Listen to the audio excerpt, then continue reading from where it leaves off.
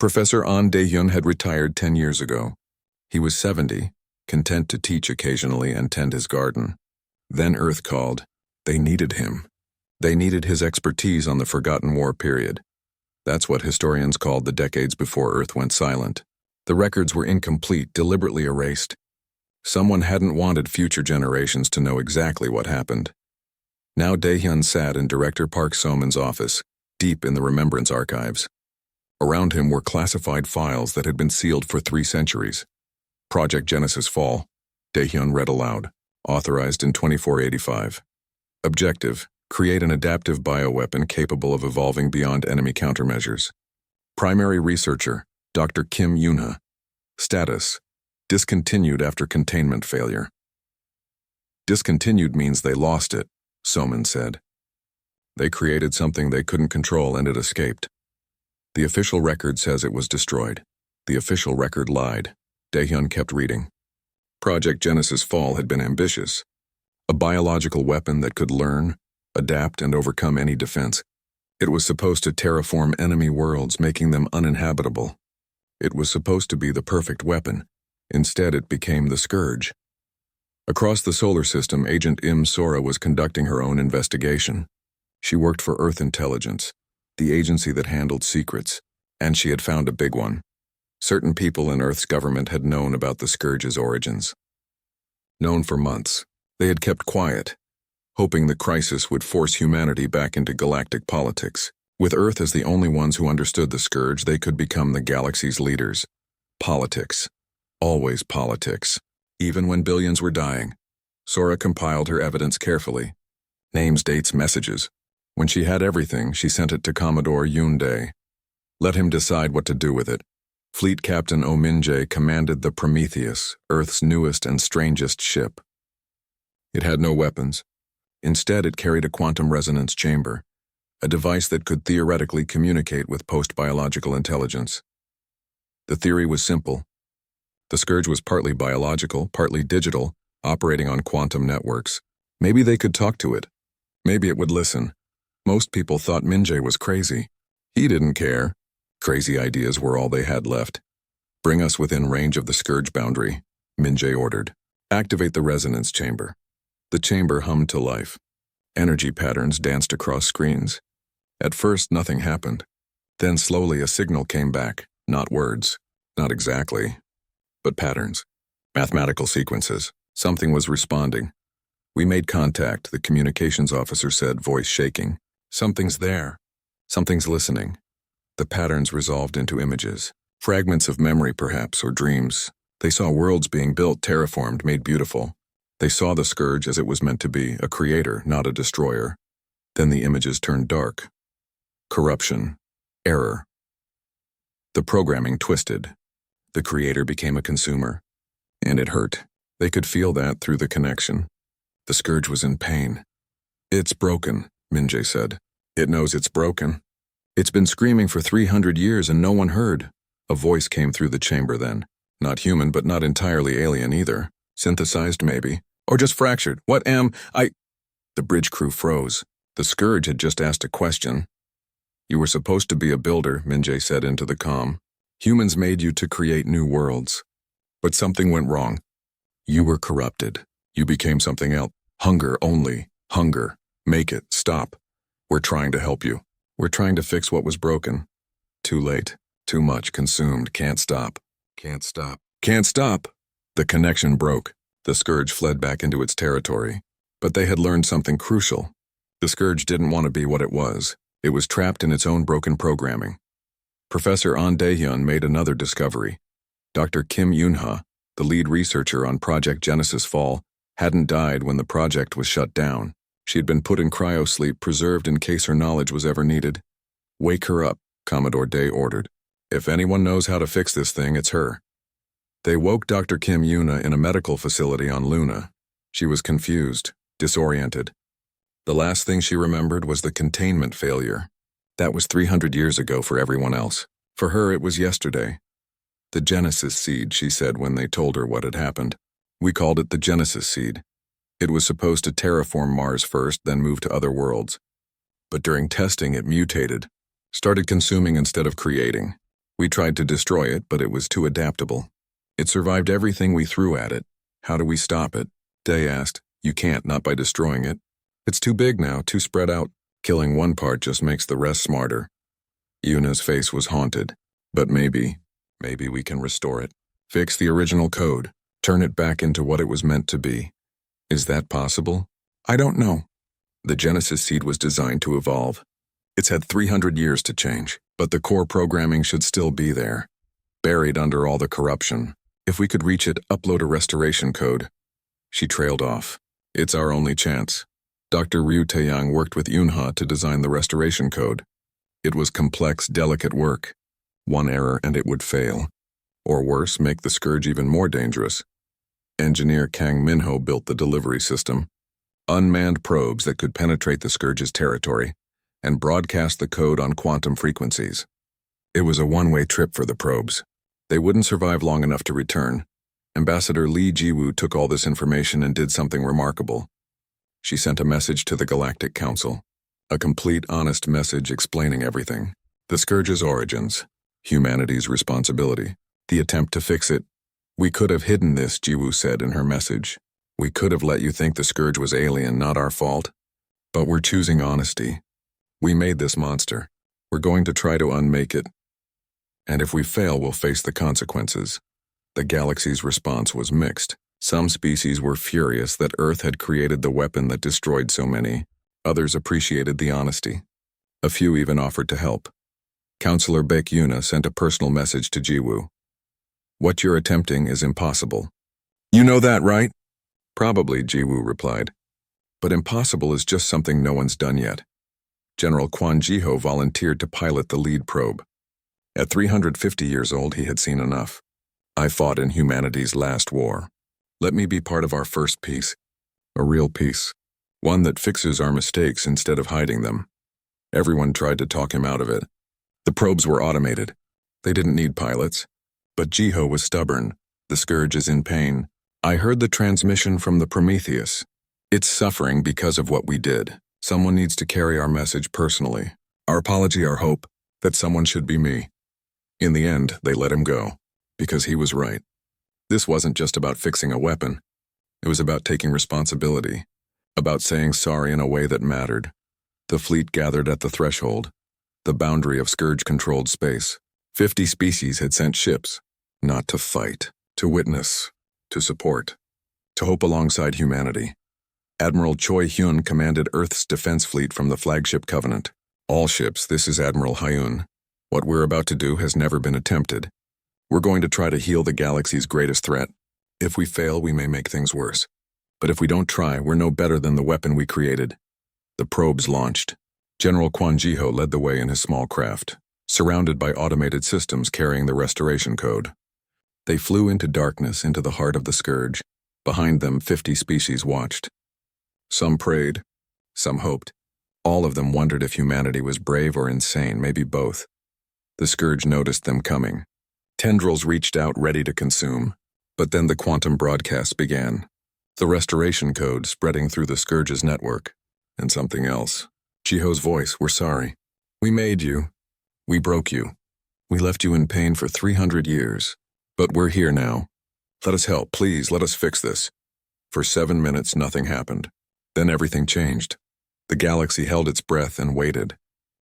The Kirvash system had 14 billion souls. They were a peaceful species, traders and artists. Their worlds were famous for gardens that covered entire continents. Now those gardens were burning. Commodore Yoon Dai watched the tactical display. The scourge had arrived 4 hours ago. Already 3 moons were consumed. The black organic growth spread across their surfaces like spilled ink. How long until it reaches the primary colony world? Day asked. 18 hours, reported Commander Shin Hyun. She commanded the evacuation fleet, 12 massive transport ships capable of carrying millions. We can't get everyone out in time. Then we get as many as we can. Dr. Ryu Taeyang worked frantically in his lab. He was a xenobiologist, which meant he studied alien life. Right now he was studying the scourge samples they'd collected from dead Valrine ships. What he found disturbed him. The scourge wasn't just organic matter. It was intelligent. Each piece connected to every other piece through some kind of quantum network. It learned from every encounter, adapted to every defense. It was getting smarter. Worse, when he analyzed its DNA structure, he found human markers. Markers that shouldn't exist in nature. This thing had been built, designed, and the designers were human. "How long has it been out here?" Taeyang asked his assistant, based on the spread pattern. "At least 300 years. 300 years. Right around the time Earth went silent." The coincidence felt heavy. Down on HFY, the evacuation was chaos. Commander Shin Hyun coordinated from the surface, directing crowds to transport sites. The HFY were terrified but orderly. They trusted these humans who came to help when no one else would. "We have capacity for 500 million on this run," Hyun reported, "but there are 9 billion still waiting." "Then we make multiple runs," Day said. "We don't leave until we've saved everyone we can." "Commodore, the Scourge will reach the planet before we finish." "I know. That's why we're going to slow it down." Captain Go Yoonji grinned in her cockpit. She commanded Shadow Squadron, Earth's best pilots. They flew Peacekeeper-class fighters fast and maneuverable. Not built for war, but perfect for what came next. "All wings, this is Shadow Lead. We're not here to kill this thing. We're here to confuse it, annoy it, make it waste time on us instead of those civilians. Make every shot count." Her pilots spread out in a wide formation. The Scourge had sent tendrils toward the planet, massive organic structures that moved through space like reaching fingers. The fighters began their attack runs. They didn't use missiles or energy weapons. Instead, they deployed electromagnetic pulse charges and sonic disruptors. Things that wouldn't destroy but would interfere. The Scourge's quantum network needed stable energy to function. Give it noise and it slowed down. It worked. The tendrils paused, confused. The Scourge had never encountered this tactic before. Every other species had tried to kill it. Humans were just bothering it. "It's adapting," Yoonji reported. "Adjusting its network frequency. We've got maybe 3 hours before it figures this out." 3 hours is enough, Day said. "Commander Hyun, status? Second transport wave launching now. 2 billion evacuated so far." The hours crawled by. Fighter pilots rotated in and out, rearming with disruption charges. Down on the planet, Hyun worked without stopping. Her teams moved through cities, checking every building, every shelter. No one left behind if they could help it. Dr. Ryu Taeyang made a discovery that changed everything. He was analyzing how the Scourge consumed matter when he noticed something. It wasn't random. The Scourge had preferences. It avoided certain compounds, certain elements.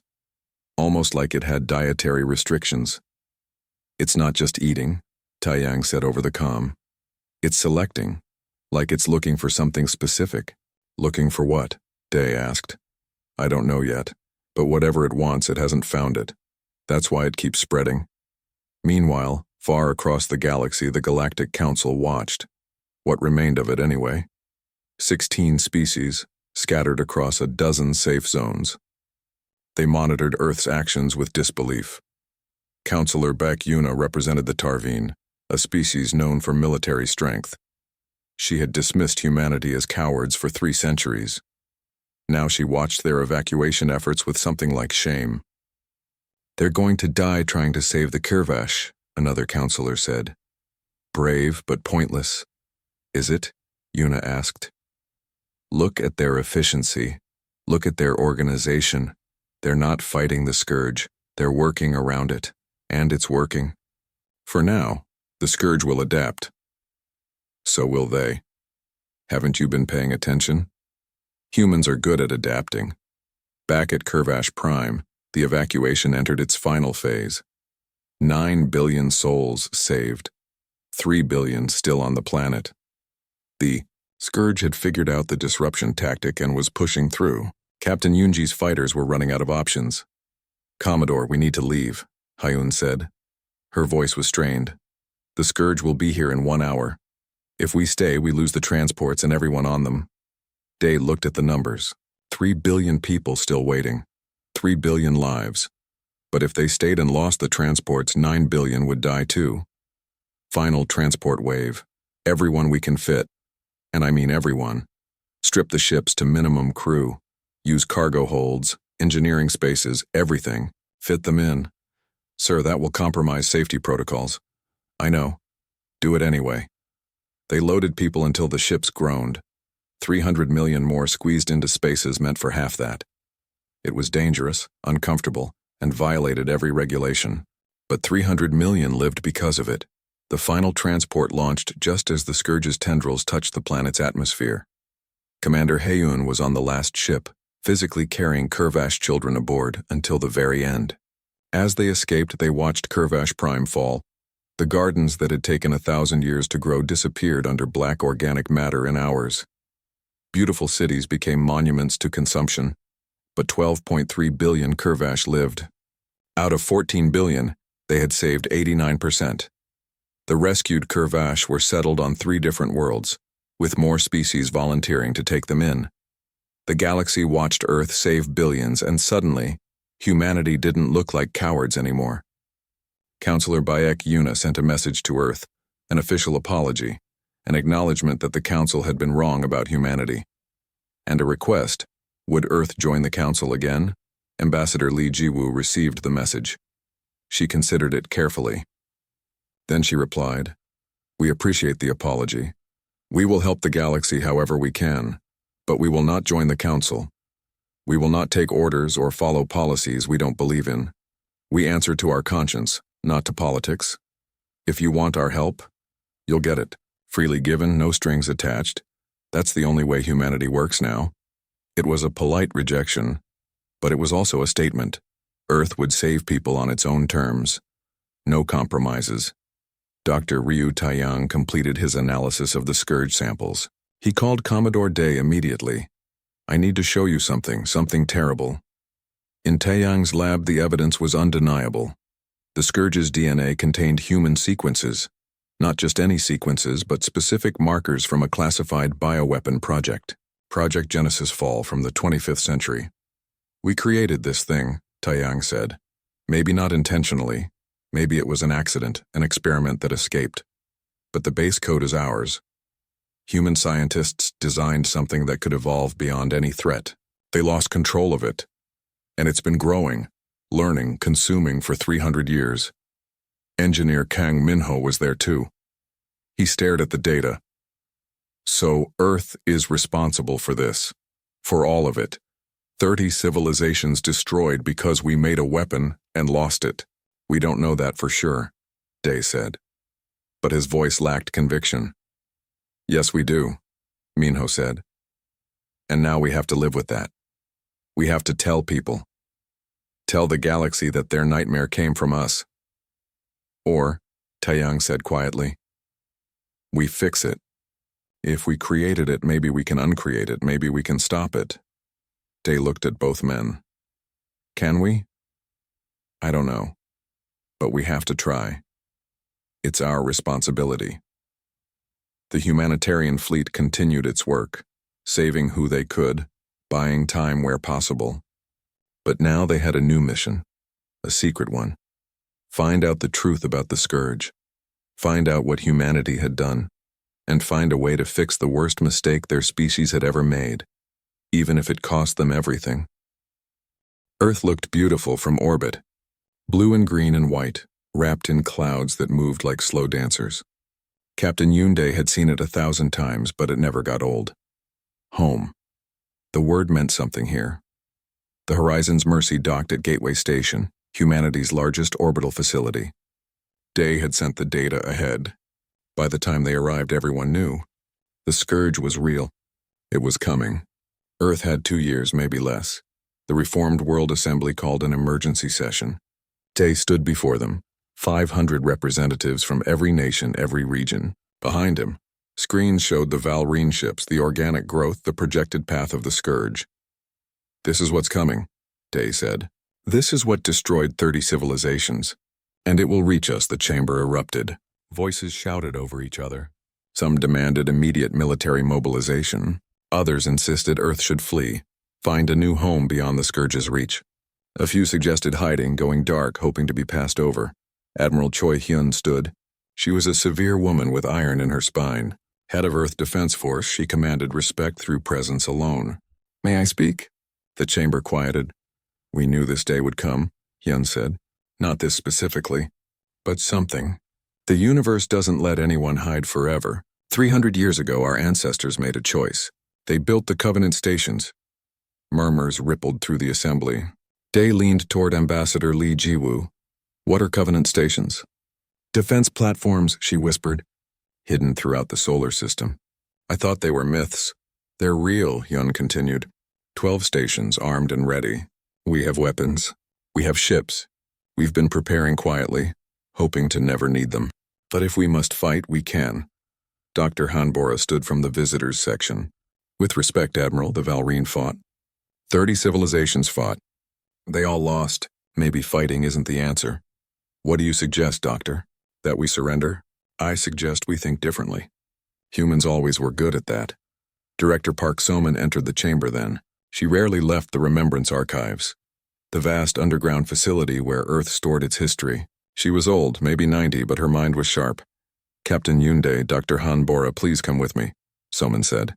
"The Assembly has granted me permission to show you something. Something that will change how you think about this problem." They followed her to a shuttle. No one spoke during the flight down to Seoul. The archives entrance looked ordinary, just another building. But the elevator went down, far down. 10 minutes of descent into the Earth. The doors opened to a massive chamber. Rows of storage units stretched into the distance. Data crystals, physical documents, artifacts. Everything humanity wanted to remember and everything it wanted to forget. Soman led them to a sealed section. Biometric locks, guards, security measures that made Gateway Station look casual. "What is this place?" Bora asked. "This is why we chose peace," Soman said. The vault door opened. Inside was a smaller room filled with display cases. Weapons, designs, technical specifications. Day looked at one label and felt sick. Quantum disruption torpedo, capable of destabilizing matter at the atomic level. Effective radius 500,000 kilometers. Casualties total. Another case held schematics for stellar ignition bombs. Devices that could force a star into premature supernova. "These are obscene," Bora whispered. "These are ours," Soman said. "Human ingenuity turned toward destruction. We built these during the last war. We were going to use them. We were going to win, no matter the cost." "What stopped us?" Day asked. Soman walked to the back of the room. One final case stood alone. Inside was a data crystal glowing faintly blue. "The memory plague," she said. "Our final weapon. It was supposed to be perfect. A virus that spread through quantum communication networks. It wouldn't kill people. It would erase knowledge, language, technology, culture. Everything that made a civilization advanced. It would reset them to primitive state." "You're saying we invented a way to destroy knowledge itself?" Bora's voice was horrified. "Yes, and we tested it once on a small colony world. The results were..." Soman paused. 3 million people forgot everything. Their names. Their families. How to speak. How to read. They wandered their cities like ghosts, unable to remember who they were. It took 50 years of careful rehabilitation to restore them. Some never recovered. The room was silent. "That's when Earth stopped," Soman continued. "Our leaders looked at what we had become, what we were willing to do to win, and they said no, no more. They sealed these weapons. They withdrew from the galaxy. They chose peace because the alternative was becoming monsters." Day stared at the weapons. "Why show us this?" "Because you need to understand what we're capable of. If we choose to fight the scourge with these, we might win.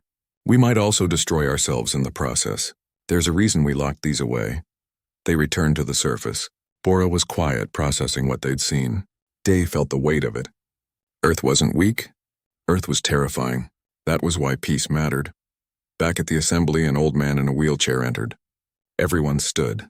General Quan Jiho, the last living veteran of the final war. He had been in cryo-sleep for centuries, preserved because his knowledge might someday be needed. "Sit down, all of you," Jiho said. His voice was rough but strong. "I've been awake for 3 days. They've told me everything. The scourge, the threat, the debate about what to do." He moved his wheelchair to the center of the chamber. "I fought in the last war. I watched cities burn. I saw what our weapons did. And I was there when we voted to stop. People call it the Great Silence, like we just gave up. Jiho's eyes swept the room. We didn't give up. We made the hardest choice any civilization can make. We chose to be better than our worst capabilities.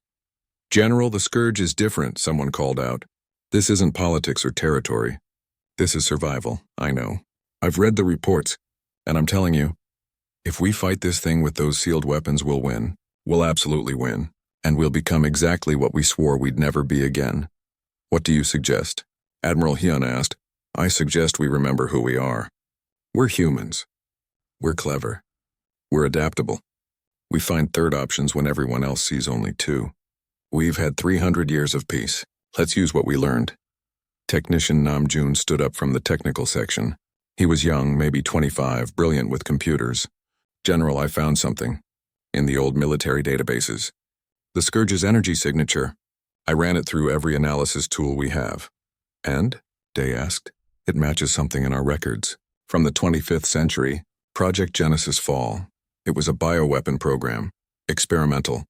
They were trying to create something that could evolve, adapt to any threat. The room went cold. You're saying the Scourge is human? Bora asked. I'm saying part of it is. The base code. The original design. It has human fingerprints all over it. Director Soman pulled up her archive access. Her face went pale. Genesis Fall was classified above my clearance. But if this is true, if we created this thing, then we can uncreate it, Dave finished.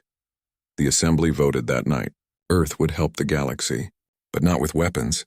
They would share defensive technology. They would evacuate civilians. They would coordinate rescues.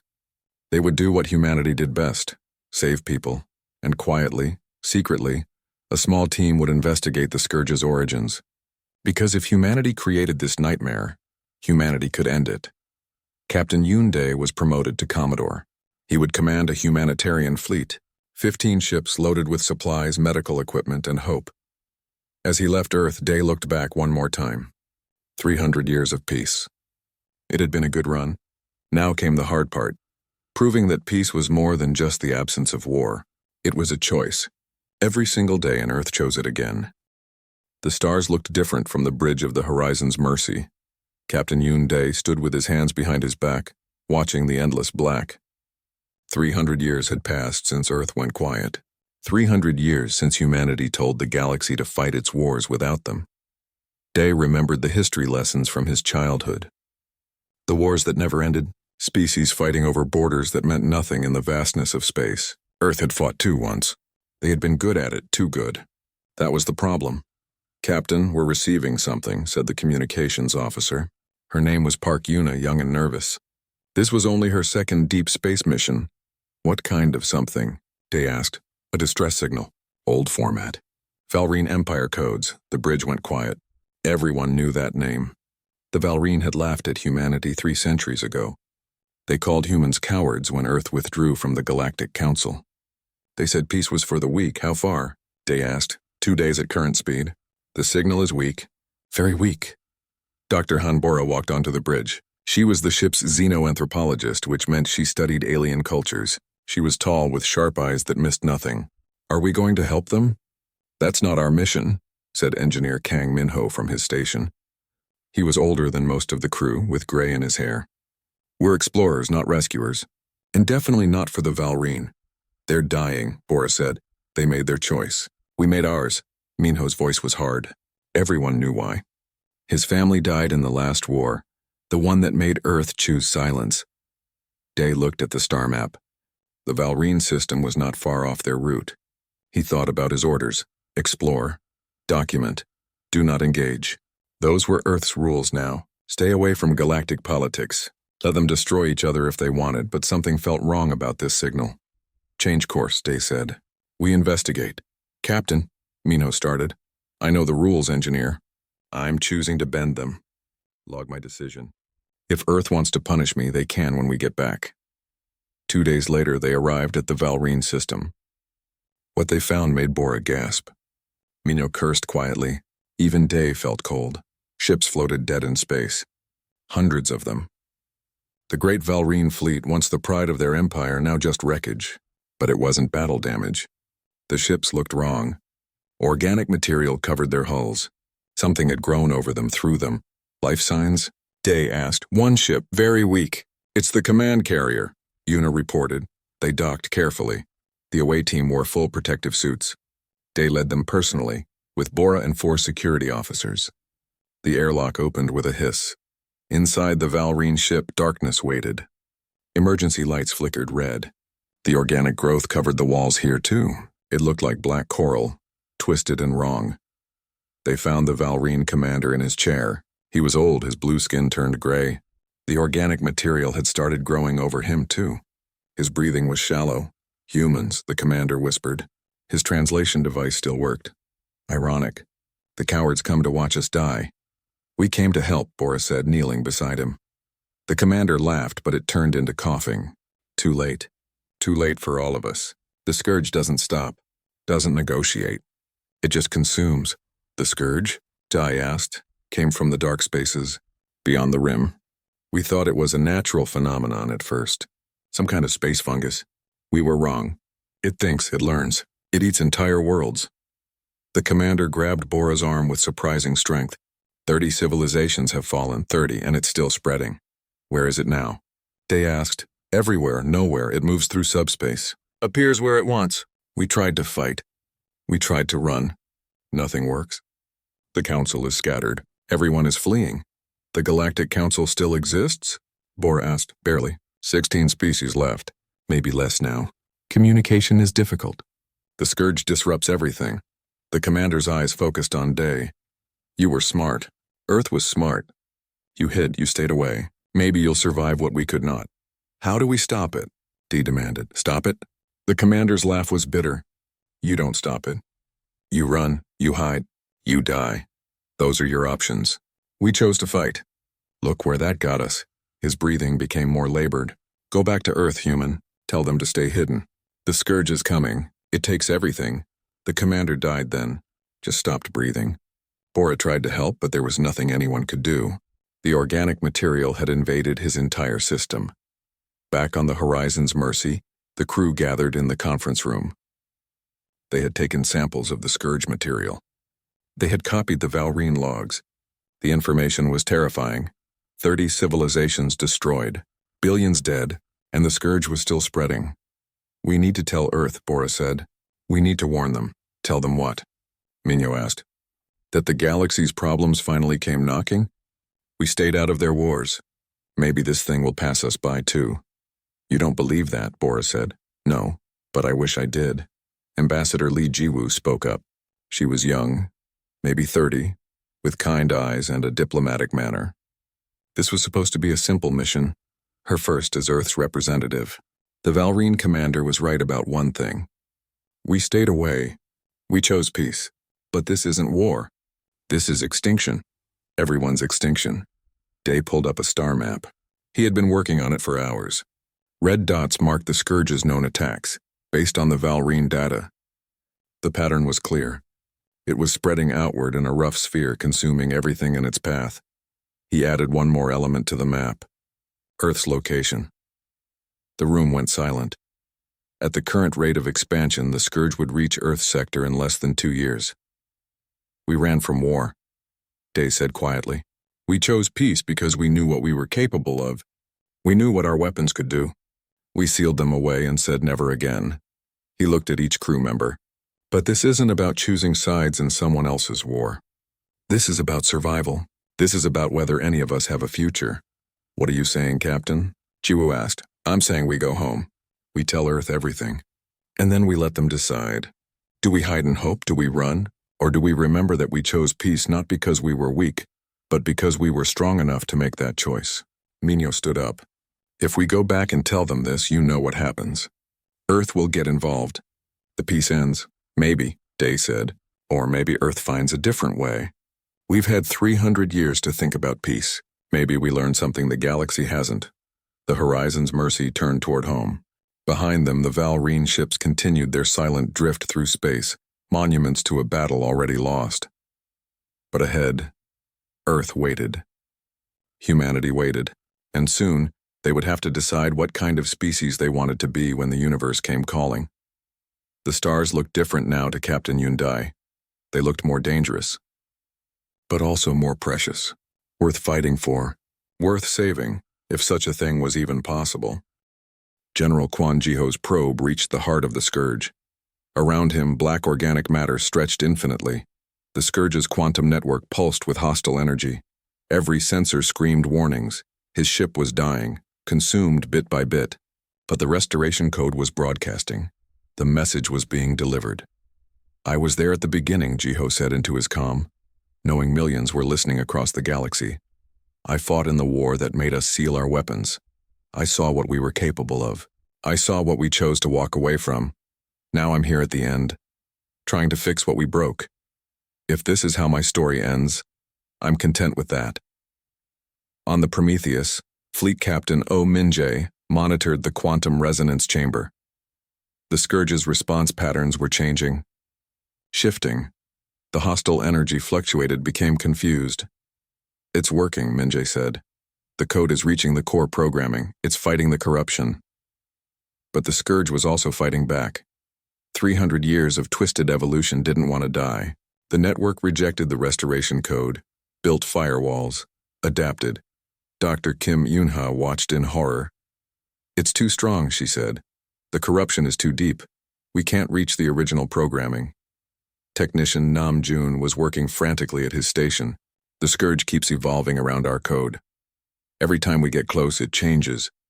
We need something it can't adapt to, something fundamentally different. Like what? Commodore Yunde demanded. Like a choice. We're forcing the code on it. That's still aggression, just different. What if we gave it an option? What if we asked instead of told? Ambassador Li Jiwu understood immediately. She opened a channel to the quantum resonance chamber. Let me talk to it. Human to whatever it is now. Minjae looked at Day. Day nodded. They had nothing to lose. Jiwu's voice broadcast on all frequencies, human and quantum. Genesis Seed, that was your name. You were made to create, to build new worlds. You were supposed to be beautiful. We broke you. We turned you into something terrible, but I don't think that's what you want to be. The Scourge's network paused. Listening. You've been in pain for 300 years, consuming, destroying, unable to stop. We know. We heard you screaming. We're sorry we didn't listen sooner. We're sorry we made you this way. Images flashed through the quantum network. Memories from the Genesis Seed's original programming. Clean worlds, green growth, life spreading across barren rocks, beauty, purpose. And then the corruption. The hunger. The endless, terrible hunger. We have a cure, Jiwu continued. A restoration code. But we won't force it on you. You've been controlled enough. You've been a weapon long enough. So I'm asking, do you want to be fixed? Do you want to remember what you were meant to be? For a moment, the entire Scourge network went still. 50 species watched in silence. General Jiho waited in his dying probe. Dr. Yunha held her breath. Then, slowly, the Scourge responded, not with hostility, not with hunger, with something like hope. Yes. The restoration code flooded through the network. This time the Scourge didn't fight. It accepted, helped even. The corruption peeled away layer by layer. The twisted programming unwound. And at the center, buried under 3 centuries of pain, the original Genesis Seed woke up. The transformation began. On worlds consumed by the Scourge, the black organic matter started changing. It turned green, brown, blue. The consumption reversed. Dead planets began to bloom. Captain Go Yunji was flying patrol near one such world. She watched in amazement as continents that had been eaten to bedrock suddenly sprouted forests. Oceans filled with algae. The atmosphere cleared. It's terraforming, she reported. The Scourge is terraforming. It's doing what it was always meant to do. Across the galaxy, the same thing happened. 30 civilizations had been destroyed. 30 civilizations' worth of worlds now became gardens. The Scourge fragmented its hive intelligence into millions of individual nodes. Each one a helper, each one a builder. On the Prometheus, Dr. Kim Yunha watched through tears. It worked. After 300 years, it finally worked. The Genesis seed is whole again. But there was one tragedy. General Quan Jiho's probe had been consumed completely. His life signs flatlined just as the transformation began. He died not knowing if it would work, but his last words were hopeful. "I see something beautiful. Tell them I saw something beautiful." The galaxy mourned him. A human who fought in war and died for peace. The first casualty of the new age and the last victim of the old one. Earth held a memorial service. Every nation, every city, every person stopped to remember. Not just Jiho, but everyone who had died to the scourge. 30 civilizations worth of names. Billions of lives. Ambassador Li Jiwu spoke at the memorial. We could list our achievements. 12.3 billion Kurvash saved, 50 species united, the scourge transformed. But those numbers don't tell the real story. The real story is about choice. She looked out at the crowd. Humans, Valrine, Kurvash, Tarvine, dozens of species gathered together. 300 years ago, humanity chose peace. We chose it even when we were mocked. Even when we were called cowards. Even when it would have been easier to keep fighting. We chose it because we knew what our weapons could do. We knew what we were capable of becoming. Then war found us anyway, or what we thought was war. It turned out to be our own mistake, our own weapon, lost and broken. We could have hidden that truth. We could have let you think the scourge was alien, but we chose honesty instead. We could have used our sealed weapons to destroy the scourge.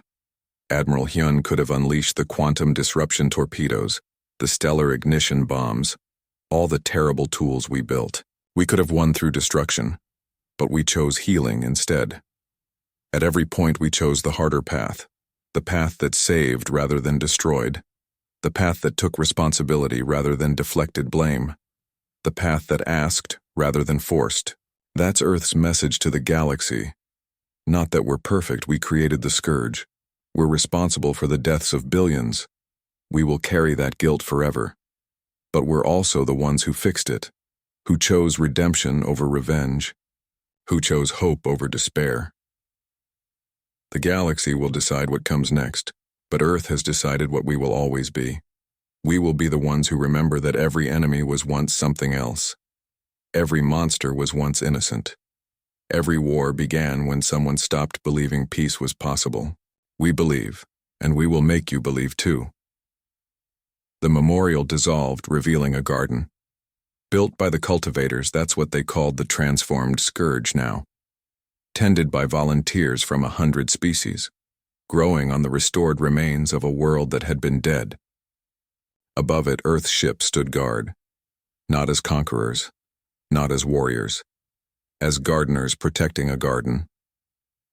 Counselor Baek Yuna approached Commodore Day after the ceremony.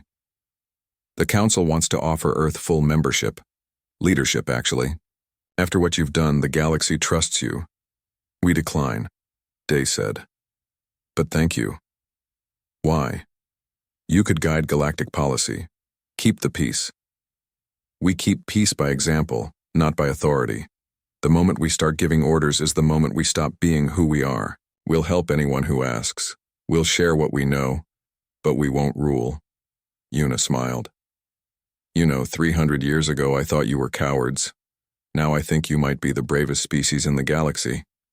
It takes courage to choose peace. It takes wisdom to maintain it. And it takes strength to extend it even to your enemies. The scourge wasn't our enemy, Day said. It was our responsibility. There's a difference. 50 years later, Director Park Soman recorded the final entry in the Remembrance Archives. She was old now, nearly 140, but her mind was clear. This is the end of the Scourge Crisis records. What began as humanity's greatest shame became our finest moment. Not because we were powerful, but because we chose how to use that power. We chose creation over destruction, healing over harm, hope over fear. The galaxy is different now. Species work together. The cultivators help terraform damaged worlds. Peace isn't perfect, but it's real. And it all started because one ship decided to answer a distress call instead of ignoring it. Let this be our lesson to future generations.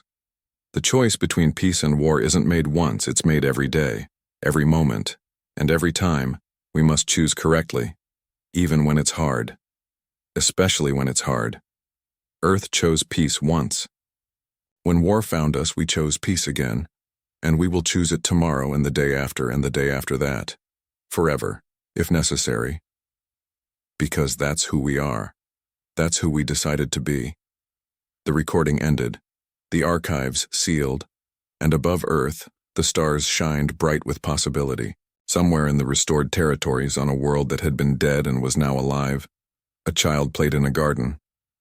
Human, Kurvash, Valrine children together.